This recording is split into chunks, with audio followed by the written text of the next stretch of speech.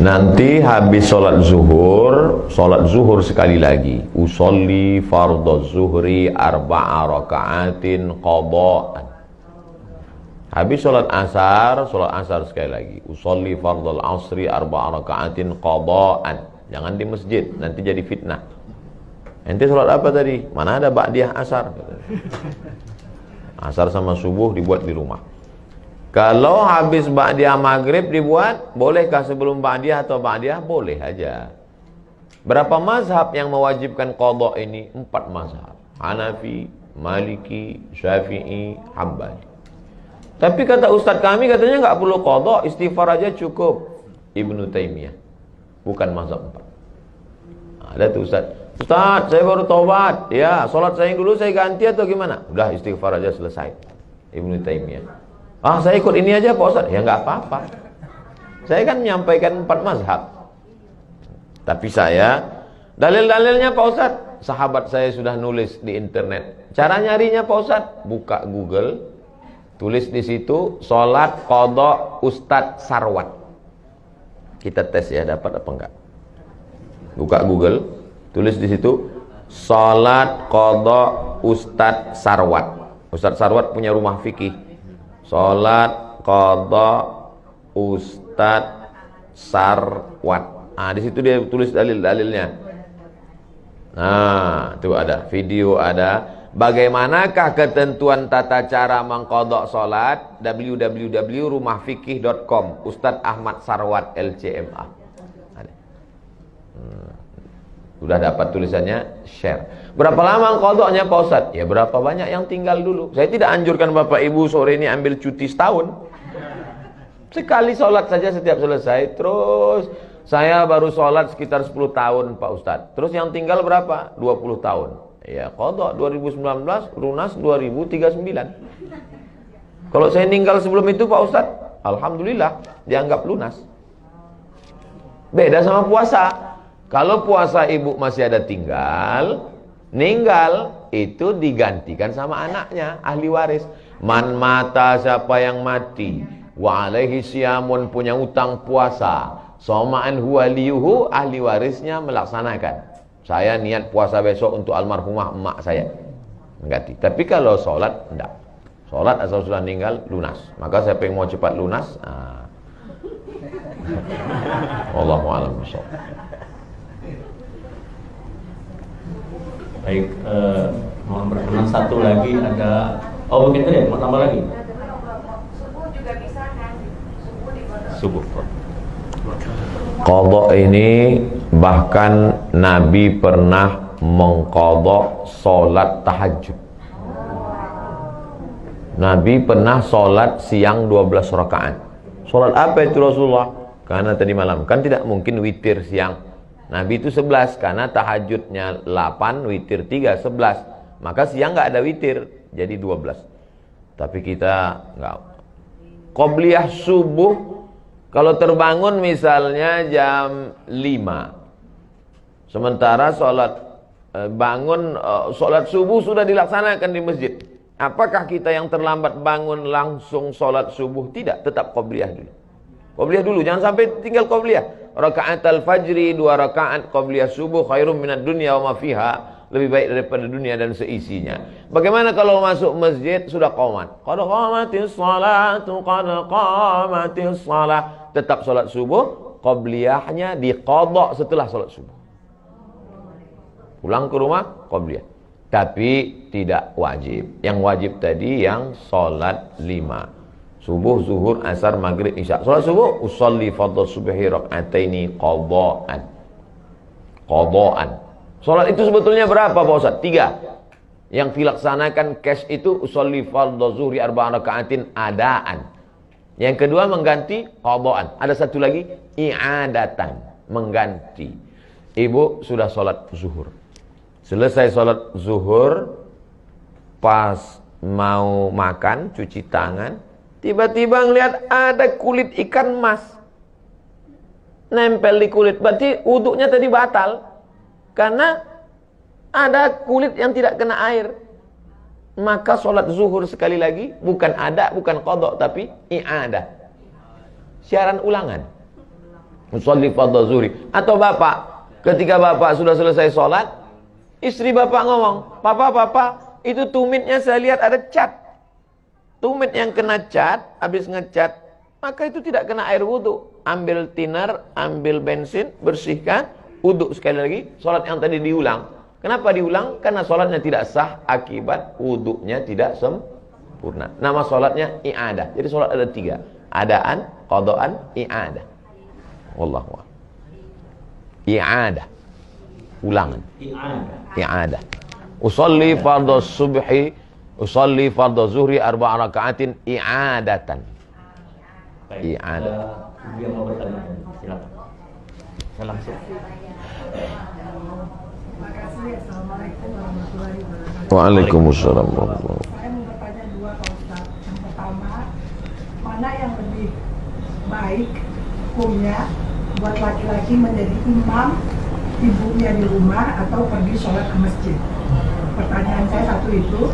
Yang kedua, kadang-kadang kita melihat kawan-kawan itu kalau ngambil air wudhu itu tidak sampai ke sikunya, tidak basah sikunya, hanya di sini saja. Apakah kita boleh mengingatkan kepada orang yang seperti itu? Terima kasih. Wassalamualaikum warahmatullahi wabarakatuh. Waalaikumsalam. Ibu ayah kita sudah tua, tidak bisa ke masjid, lalu dia ada di rumah. Bagaimana cara kita berbakti sebagai kepala rumah tangga, suami laki-laki sholat di masjid? Setelah selesai sholat di masjid, pulang ke rumah, sholat sekali lagi. Jadi imam. Bolehkah kita sholat 2 kali? Boleh. Sholat yang pertama itu menggugurkan kewajiban, sholat yang kedua itu mencari fadilah, keutamaan. Mana dalilnya? Ini kan lagi tren nih sekarang. Mana dalilnya? Nabi sholat bersama sahabat di Masjid Nabawi. Setelah selesai sholat, Nabi pulang ke rumah, sahabat itu duduk di masjid. Tak lama datang orang kampung sahabat itu, musafir, mau jumpa Nabi. Lalu orang kampung itu mau sholat dan meminta sahabat itu menjadi imam. Padahal dia sudah sholat sama Nabi. Itulah dalil boleh sholat 2 kali, dan imamnya boleh sholat mencari fadilah, makmumnya sholat menggugurkan kewajiban. Jadi dua-dua dapat. Laki-laki sholat di masjid, laki-laki soleh. Laki-laki yang sholat di rumah, laki-laki solehah. Jangan sampai sholat di rumah.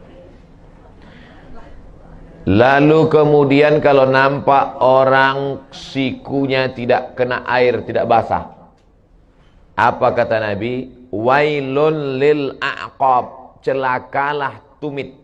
Hadis sahih, riwayat Abu Hurairah radhiyallahu an. Wail neraka, wail celaka, lil a'qab tumit celaka. Rupanya ada orang yang air disiramkan dari atas, tumit tak kena. Nah, jadi disiram kena tumit. Celah-celah jari ini dicelahi pakai kelingking supaya air masuk ke dalam. Siku disapu.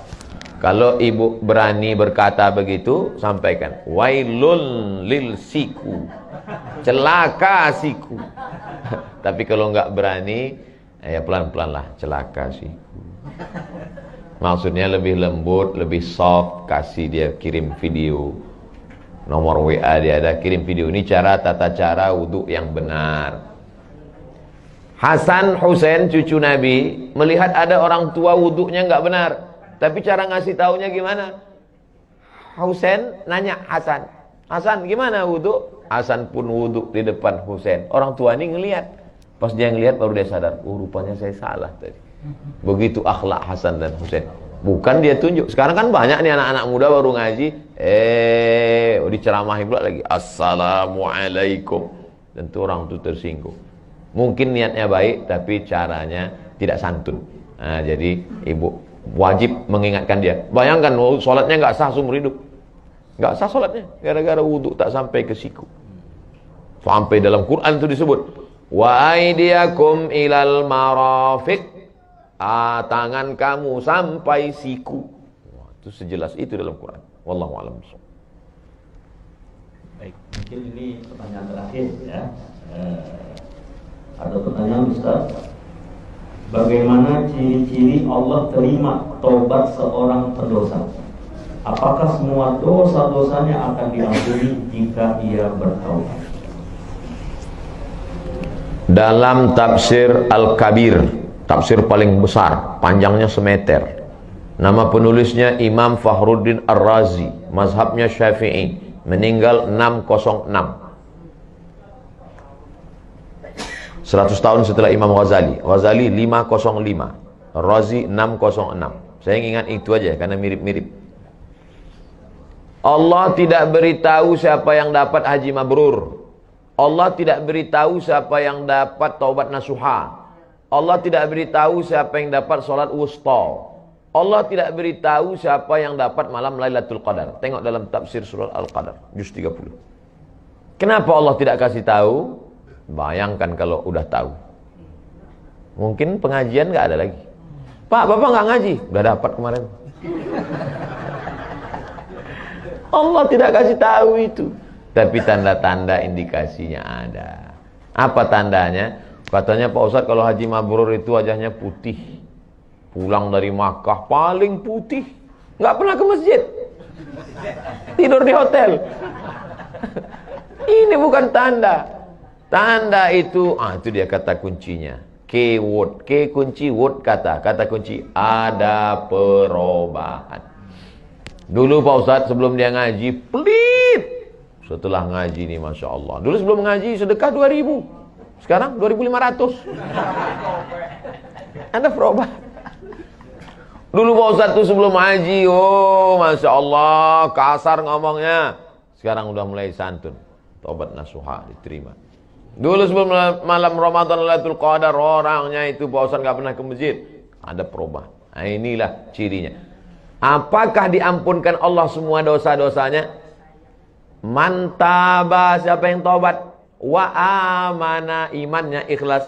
Wa amila amalan salihah, beramal saleh. Kalau 3 ini cukup syarat.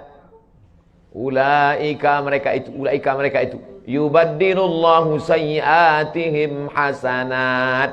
Semua dosa-dosanya dulu diganti Allah dengan hasanat, kebaikan-kebaikan. Bukan cuma dihapus Allah. Coba lihat bunyi kalimatnya. Yubaddilullahu sayyiatihim hasanat. Diganti Allah semua dosanya menjadi hasanat, kebaikan-kebaikan. Mudah-mudahan kita termasuk yang jenis itu insyaallah. Syaratnya 3. Taba wa amana wa amila amalan salihah. Kita sudah bertobat, kita sudah beriman, tinggal lagi mengisi dengan amal saleh. Wallahu a'lam bishawab.